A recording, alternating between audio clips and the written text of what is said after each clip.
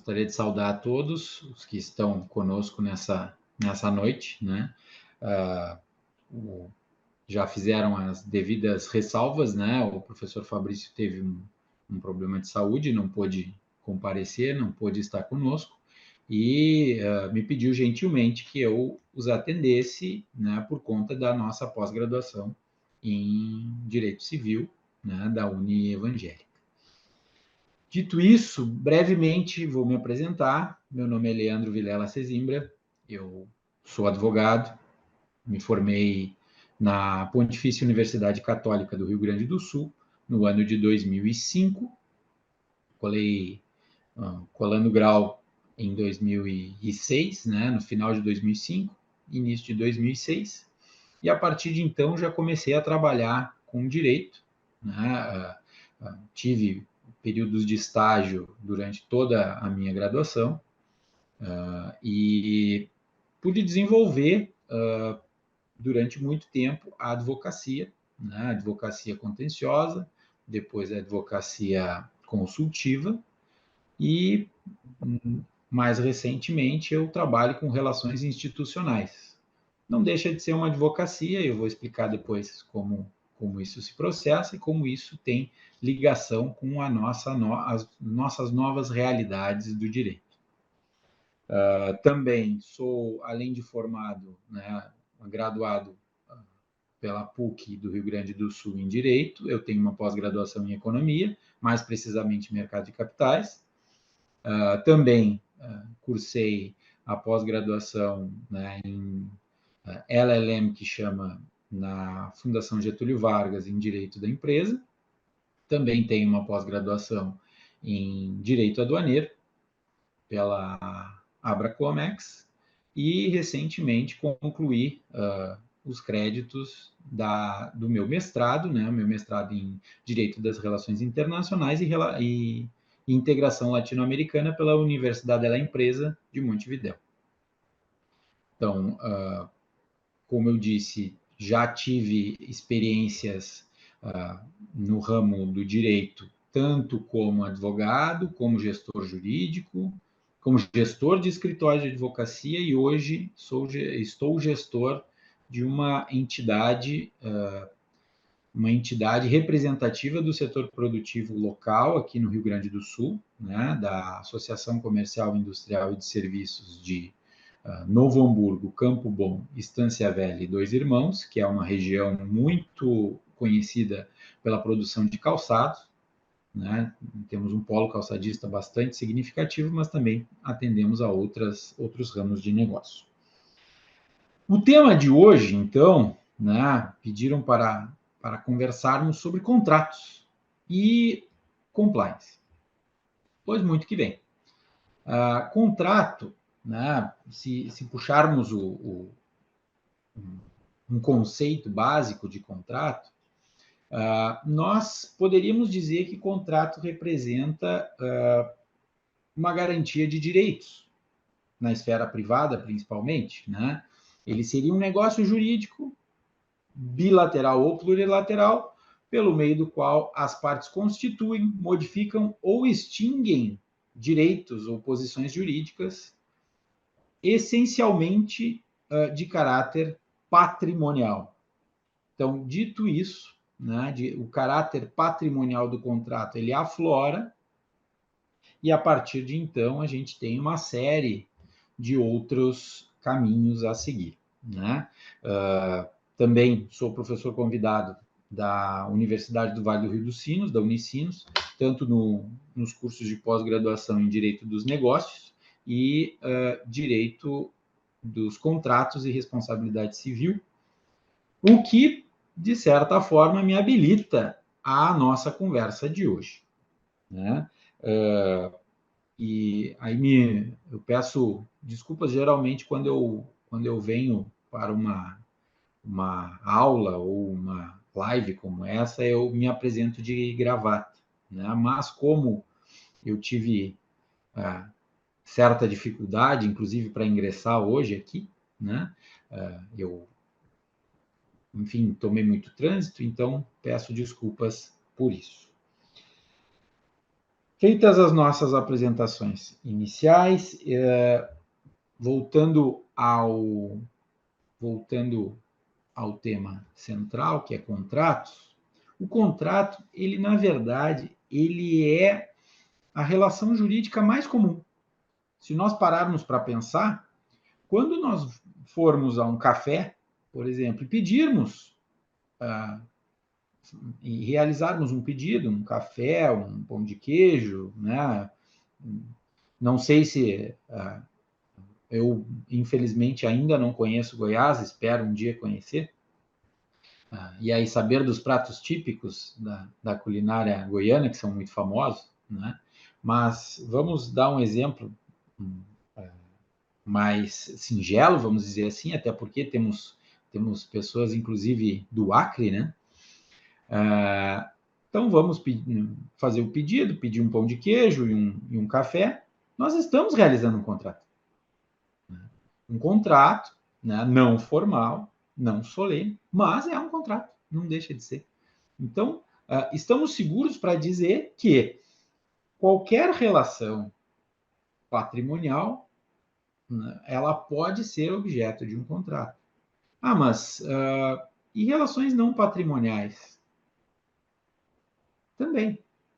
Se nós considerarmos o casamento como um contrato, né, ele tem todos os requisitos de contrato, tem partes, tem cumprimentos de forma, né, ele também vai ser um contrato. Então, vejam que, para nós, né, para nós do direito, isso fica muito fácil de perceber.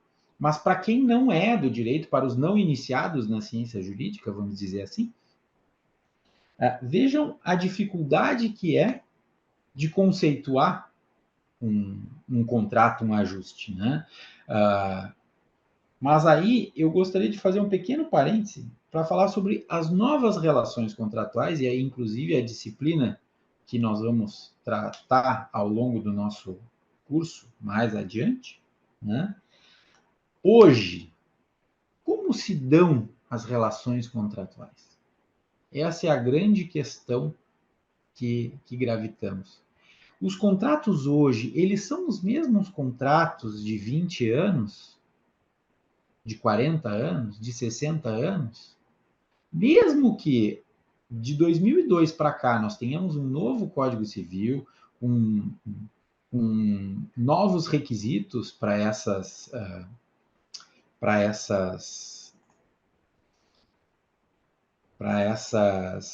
relações, nós podemos dizer que o contrato ele mudou, mas mudou em função da sociedade. Ele não mudou em função de conceitos. Ele alterou algumas questões em relação à legislação. Né? Vamos exemplificar requisitos do contrato, por exemplo, de compra e venda. Né? Compra e venda é um contrato extremamente simples, né? Mas em alguns casos ele possui uma exigência. Seria contrato de compra e venda de um imóvel. Ele necessita de uma escritura pública, né? Muitas pessoas falam equivocadamente, e óbvio que não deve ser o nosso caso, que aquele ajuste firmado antes da escritura pública para assegurar o negócio como um contrato de compra e venda. Mas, na verdade, se olharmos geralmente no título, está promessa de compra e venda. Então, nós podemos considerar que esse contrato ele não é o objetivo final, e sim um pré-contrato, um pré-ajuste que desenvolverá essa nossa relação. Né? Mas do Código de Bevilacqua, de 1916 até 2002, como eu disse antes, a sociedade mudou, e mudou muito. O próprio regime de casamento, antigamente o obrigatório era a comunhão universal, depois passou a comunhão parcial. Né? Então, por mudanças legais, nós temos uma alteração nos requisitos e nas características dos contratos. Mas vamos pensar o seguinte: hoje nós vivemos a sociedade da informação. Né? Nós temos muita informação e a maior dificuldade que temos, meus amigos, é o que fazemos com todas essas informações. Aos colegas que advogam, né, questiono muitas vezes, devem receber em seus escritórios clientes com problemas para resolver. E que bom que eles têm problemas para resolver, assim nós temos a nossa atividade assegurada, vamos dizer assim. Mas esses problemas muitas vezes ocasionados por uma atitude desidiosa do próprio cliente ou potencial cliente que realiza atividades privativas de advogado ou privativas de alguém que conhece os instrumentos e que conhece as estruturas contratuais e que, na verdade, acaba por realizar um ajuste sem os requisitos básicos, sem os requisitos necessários para aquela relação. Né? Nós temos sempre como requisitos do contrato, né, o objeto, preço e prazo. E quantas vezes nós temos problemas com esses requisitos? Pessoas hoje, né, e não há nenhum problema em serem empoderadas pela internet, mas que vão na internet buscar modelos de contratos que não são os adequados para as suas atividades. Né? Quantas vezes os amigos aí, né, do outro lado, não se depararam com situações assim? Ou com situações em que contratos eram insuficientes, a redação do contrato era insuficiente para descrever toda a cadeia, de negócio que ali estava descrita. Uma coisa é um contrato não solene, em que eu vou a uma cafeteria e sou servido de um cafezinho e de um pão de queijo. Outra coisa é um contrato, por exemplo, de turnkey, que seria o contrato em que eu ajusto com alguém que constrói uma planta fabril, né, uma fábrica inteira, e me entrega pronta. E eu só preciso turnkey, ou seja, girar a chave. Vejam o tamanho das dificuldades que podem existir em um contrato. Os contratos eles têm graus como qualquer outra relação, mas vamos pensar no contrato mais desenvolvido, vamos pensar no contrato mais a miúde da relação que nós precisamos escrever. Né? E toda essa relação ela precisa estar muito clara, né? E aí chamo a atenção avançando um pouco na parte, vamos dizer assim, prática dos contratos, que nós temos que pensar na clareza necessária para atendermos os nossos clientes. Né? O advogado não é o dono do contrato, a não ser no contrato de prestação de serviços de advocacia. Né? Mas mesmo nesse contrato ele precisa ser muito claro. O cliente não pode ter dúvidas. Né? E nos outros contratos, nos contratos mais simples ou mais complexos, nós temos que nos despir do juridiquês e descer ao mesmo patamar, descer ou subir, depende, né, do cliente. E aí chama a atenção para mais um ponto importante, não só dos contratos, mas de todas as relações daqueles que se destinam a trabalhar com empresa. Né? Eu gostaria de deixar isso muito claro. As pessoas, aos colegas que atendem pessoas físicas, também vai servir vamos dizer assim, essa dica. Mas eu gostaria que se atentassem primeiramente a quem atende pessoa jurídica. Falem a língua do cliente.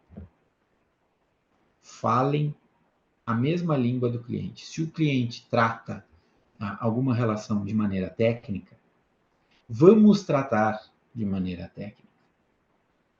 Né? Vamos buscar entender a relação. Quando estive gestor jurídico de uma empresa aqui no Rio Grande do Sul, uma empresa que tinha uma série de operações distintas, né?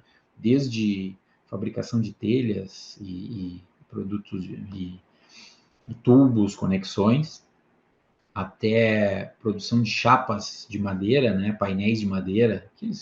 Hoje em dia se faz muitos móveis, né? Com chapas de madeira, MDF, MDP, os mais conhecidos.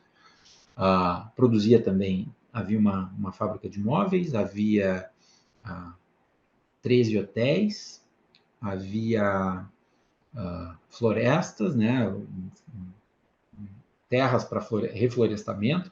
Aí em Goiás, acredito que tenha muito dessa atividade, eu sei que no sul da Bahia também tem. Mas vejam, havia uma série de operações. E eu, como gestor jurídico, eu conhecia todas elas. Eu tentava conhecer o máximo de todas as operações. Por quê? Como posso eu defender o interesse do meu cliente, defender o meu cliente, sem conhecer a operação? E aí, voltando para o nosso assunto, voltando para os contratos, comecei, logo que eu cheguei, comecei a participar das reuniões das áreas de negócio. Para quê? Para poder orientá-los a elaborar o melhor contrato. Nem sempre o melhor contrato vai ser aquele que dá as vantagens única e exclusivamente ao meu cliente. Ele vai virar um litígio. E aí pergunto a quem talvez acredite que litígio é, me desculpem a expressão, dinheiro no bolso do advogado. Nem sempre. O que nós temos que ter presente é que, no momento do contrato, nós fazemos de tudo para ele ser cumprido. Quando elaboramos o contrato, elaboramos com o intuito, com o objetivo e com a vontade plena de fazê-lo possível, realizável. De nada adianta elaborar um belo contrato e este contrato não ser execuível. A outra parte ter problemas de cumprimento, ou eu mesmo ter problemas de cumprimento. Porque no momento em que eu tenho problemas de cumprimento, a outra parte pode invocar uma série de mecanismos, inclusive legais, né? Onerosidade excessiva é um deles, por exemplo, e ele pode simplesmente fazer de conta que o meu contrato não existiu, o judiciário vai lá e passa o famoso lápis azul, e aquela cláusula que eu construí para tentar amarrar o contrato ao máximo pode ser afastada. De outro lado, também, nós temos que amarrar a relação da melhor forma e da forma mais equilibrada. Lembremos que o símbolo da nossa profissão é uma balança. Então, a partir da balança é que nós temos que pensar contrato. Não podemos esfolar a nossa contraparte, porque isso gerará problemas para nós. E também não vai ser garantia, por exemplo, que o Poder Judiciário nos dará razão. Vemos muitos casos de contratos que são submetidos ao Poder Judiciário e o Poder Judiciário afasta cláusulas que entende excessivas, com base, por exemplo, como já falei anteriormente, na onerosidade excessiva. Mas nós temos também um outro assunto, um outro tema a tratar, né? Que é relacionado ao compliance. E eu sei que aqui é uma live, eu gostaria até de ter a participação de todos, eu gosto da interação, né? Sei das nossas limitações aqui, mas quem sabe o que é compliance? O que é o dito compliance que tem sido tão batido e tão a atenção tem se voltado tanto para o compliance. Não há nenhum problema em não saber. No nosso curso aqui, nós vamos conhecer tudo. Todos esses temas serão debatidos à exaustão, né? O professor Fabrício, por exemplo, é um profundo conhecedor do compliance, e eu também fiz os meus estudos em compliance. Nós, inclusive, temos um livro juntos, professor Fabrício e eu, né, que tratamos da oferta pública de fechamento de capital, que é um tema de mercado de capitais específico, o compliance e a proteção do minoritário. Né? Então, por que proteger o minoritário? Por que compliance? O que é compliance? E aí, conceituando compliance, chamo a atenção dos colegas para o fato de que o compliance ele é não só o cumprimento da lei. Muitas pessoas conceituam compliance como cumprir as normativas. Ele é muito mais do que isso.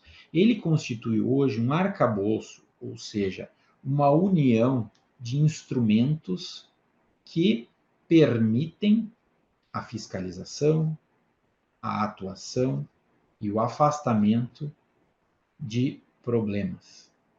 Quando nós falamos em compliance, nós falamos em prevenção.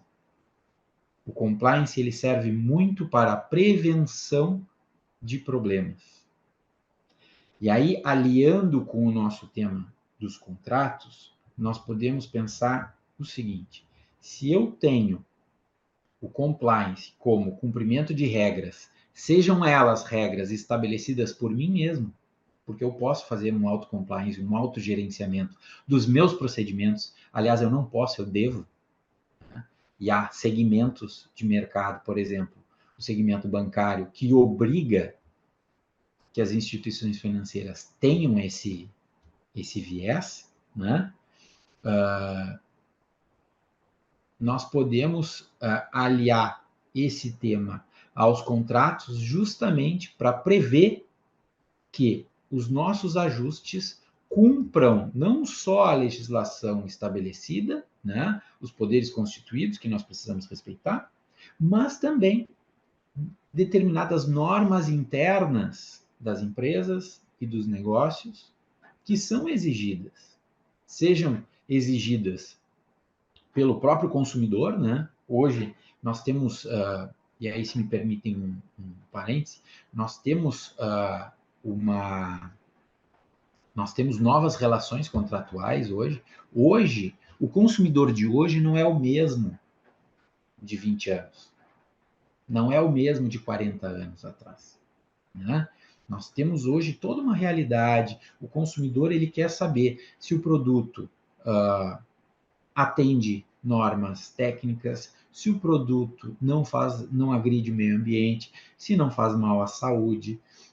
Nós temos uma série de informações que precisam ser levadas em conta hoje. Né? Então, isso há alguns anos, não era necessário. Né? O compliance chegou no Brasil muito recentemente. A primeira vez, por exemplo, que eu me debrucei sobre compliance foi em 2010.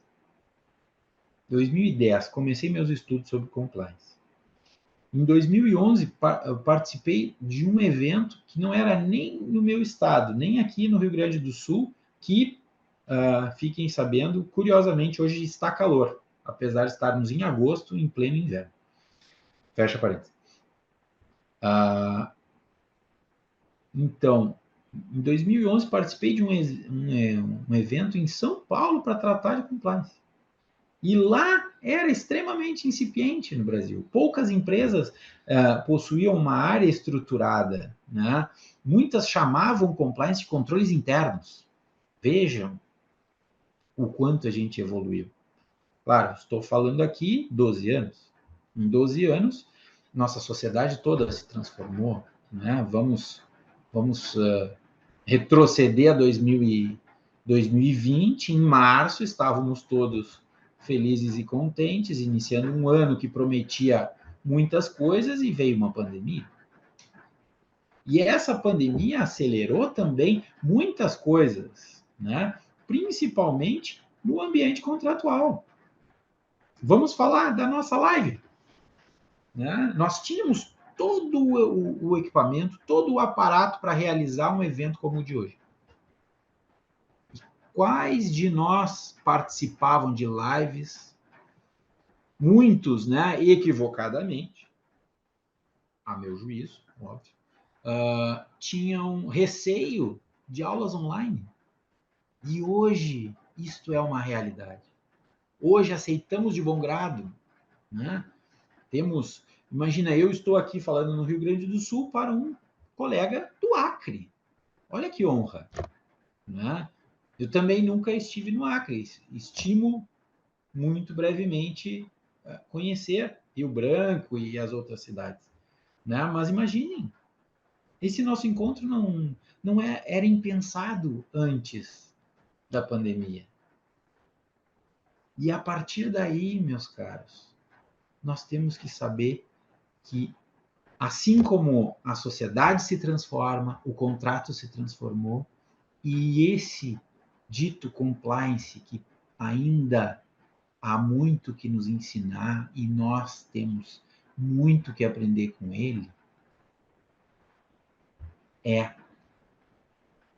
a mola mestra da atividade contratual. Especificamente sobre compliance, se buscarem no LinkedIn, eu escrevi 2 artigos sobre compliance, se puderem me dar a honra de ler. Para mim, não há compliance sem advogado. Assim como não há contrato sem advogado. Eu tenho, e os contadores que me desculpem, porque eu não assino balanço. E quantas vezes vemos contratos elaborados por contadores? Não é nenhuma capte de minúcio, nenhuma diminuição de capacidade dos amigos contadores. Mas eles não têm a instrução, nem o preparo para realizar contratos.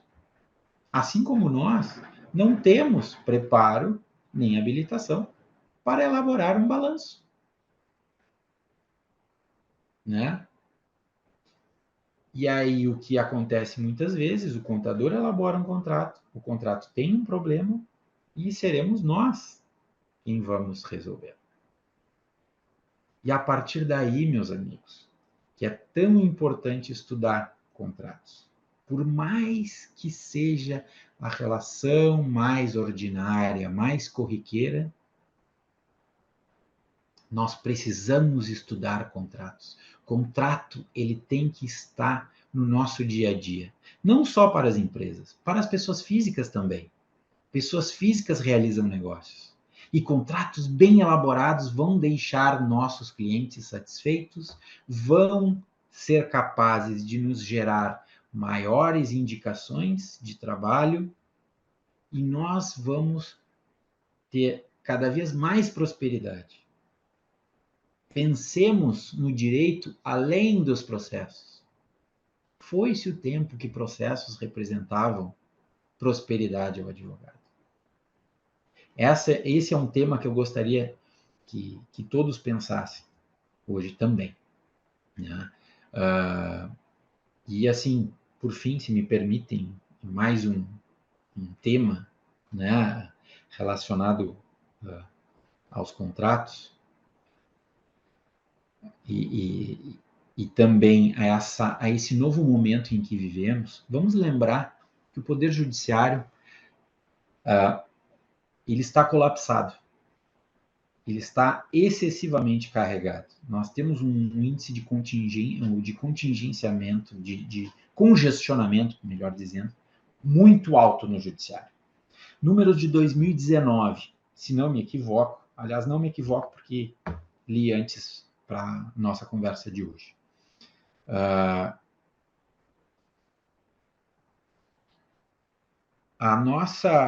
Nós temos 77,1 milhões de processos judiciais hoje. Temos 210, quase 207 milhões de habitantes no Brasil. É 1 para cada 3, mais ou menos isso. Se nós considerarmos que os juízes têm uma média de 4.000 processos que existem 4.000 processos por magistrado, mais ou menos isso, como eles vão dar atenção a tudo isso?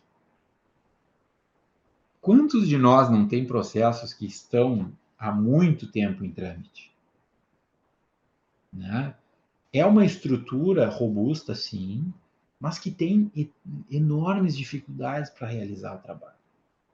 E aí chama a atenção, meus amigos, para um outro tema que mais a miúde vamos tratar no futuro, que é a arbitragem. Aos que não sabem o que é arbitragem, é o procedimento, um procedimento de resolução de conflitos privado realizado para direitos patrimoniais disponíveis. E aí nós tiramos uma parcela bastante significativa de processos do judiciário e entregamos para especialistas nos temas discutidos. Né? Então, meus amigos, essas seriam, em resumo, as mensagens que eu gostaria de dizer são: o contrato, nós precisamos de preparo para elaborar, necessitamos conhecer técnicas para elaborar contratos, né? E esses contratos, eles necessitam não só do cumprimento da lei, mas muitas vezes de normativas internas das empresas, de costumes das pessoas, respeito aos costumes das pessoas. O costume aí em Goiás, onde é a sede da nossa União Evangélica, é um, aqui no meu Rio Grande do Sul é outro, né? E nós precisamos ter esse respeito, né? Contrato e compliance, eles caminham juntos, né?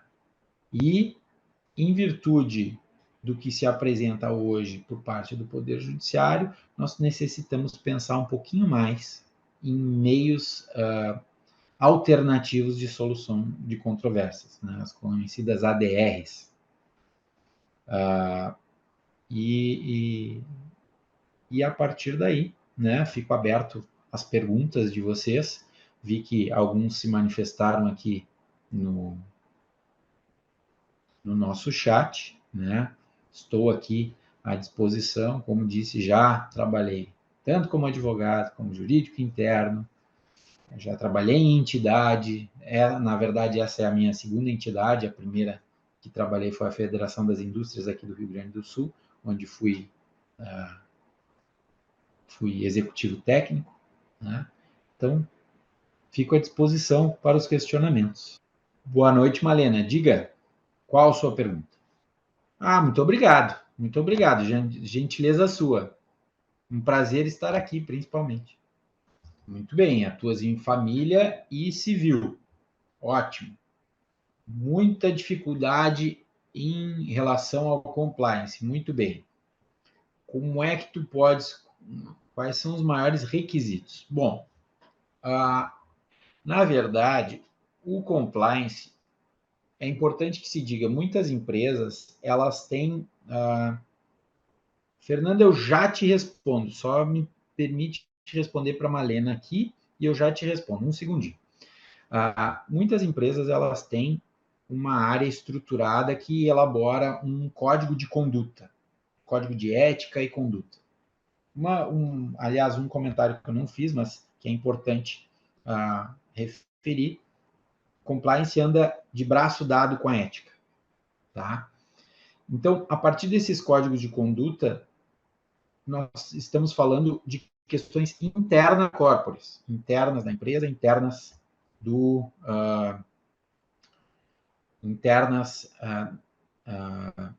das estruturas em geral. A área pública também tem, né, departamentos de compliance, tem atividades de compliance, né? Mas é importante que essas regras sejam cumpridas sempre, né? E aí, claro, nós temos a parte legal, que se não nos é facultado cumprir ou não cumprir a lei, nós temos de cumprir, né? E relacionando isso com a parte de contratos, nós podemos dizer o seguinte: se um contrato está elaborado com base em normas de compliance, em normas pré-estabelecidas, sejam elas internas ou o contrato não pode ir contra a lei, né? O próprio Código Civil já diz isso. Então, nós teremos, sim, nós teremos o cumprimento. Mas uma dica que eu posso te dar é a seguinte: o Instituto Ibero-Americano de Compliance, né, em parceria com a universidade, o centro universitário de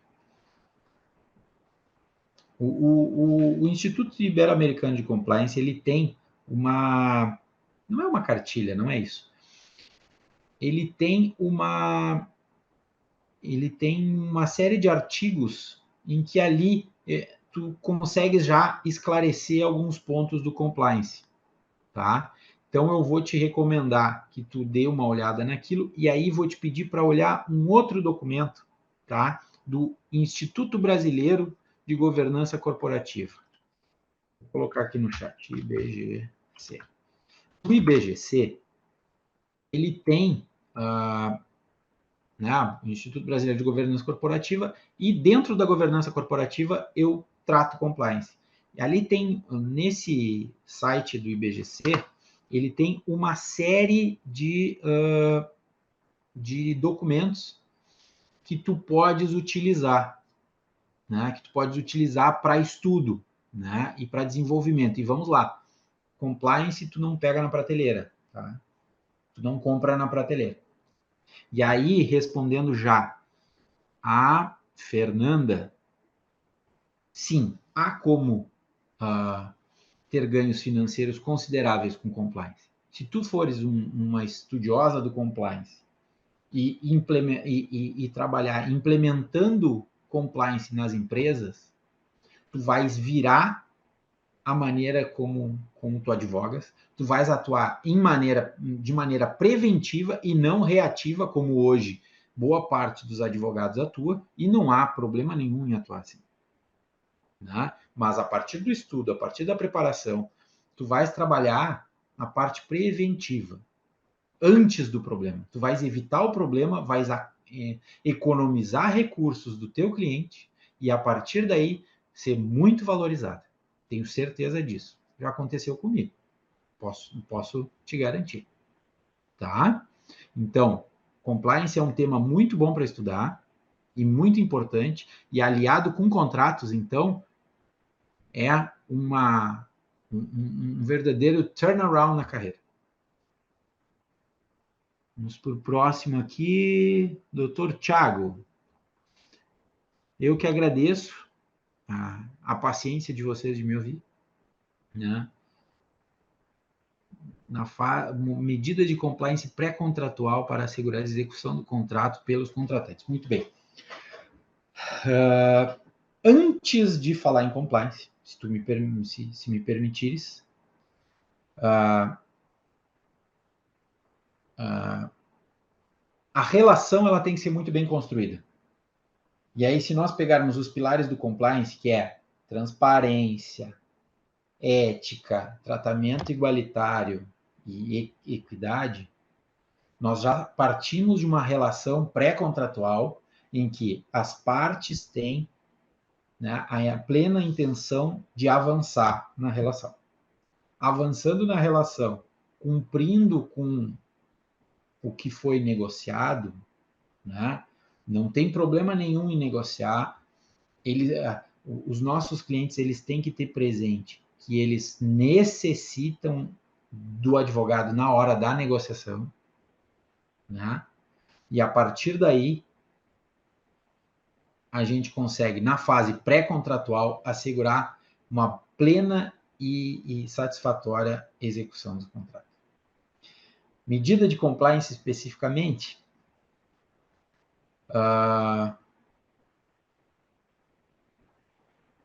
Ética. Vamos começar com ética. Eu tenho um negócio, eu quero tratar com o Thiago um determinado negócio, uma determinada atividade, eu converso com ele, eu pré-estabeleço todos os requisitos. Vai ser vantajoso para mim, vai ser vantajoso para o Thiago. Né? Equilíbrio. A principal medida, eu diria que é o equilíbrio. Mais alguma pergunta? Professor, boa Oi. noite. Eu me chamo Aline. Boa noite, não sei se você está me ouvindo. Tô lhe ouvindo. Então, me chamo Aline, sou advogada também. A minha pergunta é dentro do, assim, mais ou menos dentro do que os colegas já perguntaram, né, na questão de como ingressar nessa área, mas eu gostaria de saber, dentro dessa perspectiva, qual o perfil que as empresas esperam de um profissional que trabalha com compliance? A tua pergunta é sensacional. A tua pergunta é ótima. Independente de compliance, o que esperam do profissional legal, vamos dizer assim, do jurídico? O que as empresas esperam do jurídico? Elas esperam alguém que conheça o negócio. Hoje em dia, elas esperam alguém que conheça o negócio. Porque se eu falar só da parte jurídica, o chat GPT vai me derrubar. Desculpem a expressão. O chat GPT pode me derrubar. O Google pode me derrubar. Porque o jurídico está lá, ele pode descobrir. Mas se eu tiver uma atitude parceira do negócio, falar a linguagem do cliente, conhecer os seus problemas e tratar o cliente como igual, como alguém que precisa daquela atenção diferenciada, é nesse tema que vocês vão ser muito diferenciados. No âmbito das relações empresariais, o empresário de hoje, ele não quer juridiquês. Ele não quer saber se o agravo de instrumento ao Superior Tribunal de Justiça teve seu segmento negado. Ele quer saber, elaboramos um recurso e ele está em Brasília. Entendem a diferença? É sem juridiquês. O empresário não quer juridiquês. E é aí que a gente ganha ponto. Não sei se respondi tua pergunta, Aline. Como faço para me matricular nessa pós? Roberta, quem, quem trata desse tema é a Fernanda. Fernanda, tu queres entrar e responder? Oi, pessoal, boa noite, tudo bem? Sou a Fernanda, né? Sou a consultora responsável pela pós aqui na Univangélica. É um prazer enorme, né, receber todos vocês nessa live, todos os presentes. E em relação à matrícula na pós-graduação, a gente vai estar tratando no final da live, tá bom? Eu vou repassar também para vocês o link do meu WhatsApp no chat, e aí a gente dá continuidade com todas as informações. Grata. Mais alguma pergunta, pessoal? Boa noite, professor. Muito satisfeita com o assunto, ainda estudante de Direito e com o tema TCC Compliance nos contratos de barter. Trabalho no agronegócio. Acho que vai dar certo. Com certeza vai dar certo, Simone. Compliance no agronegócio é muito necessário, ainda mais nos contratos. Deixa eu ver aqui se eu já coloco o site do IBGC aqui. Vou lançar aqui no chat para vocês, para darem uma olhadinha. É muito bom, os conteúdos ali são muito bons também. E nós vamos usar nas nossas aulas. Bom, então eu mais uma vez agradeço a gentileza de vocês de me escutarem num dia como hoje. Né? Vou passar a palavra novamente para a Fernanda. A Fernanda tem um recado para dar. Oi, pessoal, né? Mais uma vez, boa noite, né? Como eu já disse anteriormente, eu sou a Fernanda, né? Sou a consultora de especialização aqui da Univangélica. Foi uma honra tê-los aqui hoje acompanhando essa live, né? Conduzida pelo nosso professor Leandro Vilela. Né, professor, muito obrigada pelo conteúdo incrível, né, que o senhor disponibilizou aqui hoje. E eu fico ainda muito mais feliz em saber que é apenas 1%, né, do vasto conteúdo que teremos aí no decorrer da nossa pós-graduação em Direito Civil e Processual Civil, né, e as demandas jurídicas contemporâneas aqui da Univangélica. E eu gostaria de convidar, né, todos aqueles que buscam atualizar, né, seus conhecimentos e se destacar no âmbito jurídico a fazerem parte conosco, né, da nossa turma. Ainda temos algumas vagas disponíveis. Essa pós está com data confirmada para a data de início no dia 23/9, né, com muita experiência prática, network com pessoas do Brasil inteiro. Né, já temos aí, professor, matriculados alunos, advogados renomados do Brasil inteiro, servidores, assessores. Né? Então, assim, quem tiver interesse em participar, né, corre aí no meu WhatsApp, né? A gente tem algumas vagas ainda. Vou deixar o meu WhatsApp aqui no chat, né? Vou ter o prazer enorme de atender vocês. Né, e eu vou encaminhar também, quem não faz parte do grupo, né, do WhatsApp fechado, eu vou encaminhar aí o link, entra logo aí no grupo, né, faz parte que a gente vai ter mais uma surpresa para vocês lá no grupo, né, vamos conosco nessa, tenho certeza que será a melhor experiência da vida dos senhores, né, porque a Univangélica hoje, ela não entrega só certificado, né, professor, mas sim resultado, né, para a vida dos alunos. Né, assim, senhores, é isso, né, mais uma vez, obrigada. Né, vou encaminhar aí agora mesmo, né, o link aí do meu WhatsApp, do chat. Quem quiser me chamar para conversar sobre qualquer assunto, fico à disposição, né? Assim, agradeço, um até logo e aguardo todos vocês lá no chat, tá bom? Muito obrigada a todos. Até. Obrigada, professor. Excelente live. Vou estar encerrando. Muito obrigada a todos que participaram. Né? Vou estar encerrando a live nesse momento, tá bom? Muito obrigada. Fiquem com Deus. Boa noite a todos que continuam comentando aí no chat. Eu quem agradeço a presença de todos vocês.